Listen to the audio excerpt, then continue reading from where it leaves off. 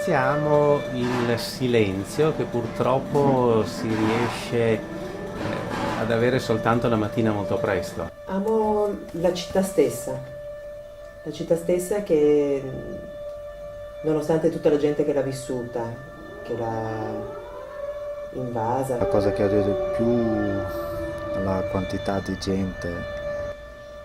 E odio il suo essere così poco democratico. Chiudere gli occhi o bendarli, ascoltare i rumori, la sirena che annuncia l'acqua alta, le campane che segnano il passare del tempo, i masegni delle calle infossati per l'incedere dei passi, il suono delle onde che flagellano le sponde delle fondamenta. È la Venezia che resiste, animata da ormai pochi abitanti che oscillano tra l'amore sviscerato e il terrore di venire privati di una così stupefacente meraviglia.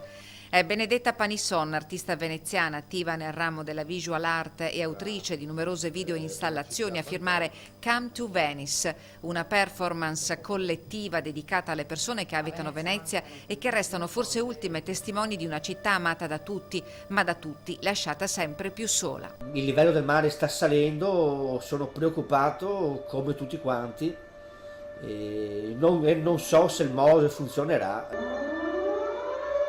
A Venezia manca la vita vera dei cittadini. A Venezia mancano abitanti. Una Venezia con pochi spazi aperti, fragile, immobile, con troppi turisti, troppi soldi, troppo commercio. In 20 minuti la sintesi di una città dalle infinite contraddizioni e un invito, quello dei veneziani, non tanto a visitare Venezia ma a ripopolarla, perché la sua identità non sia solo un'immagine sbiadita sulle istantanee dei turisti, ma una realtà forte, viva, che ha ancora molto da raccontare al mondo. Vorrei che tornassero i veneziani a viverla.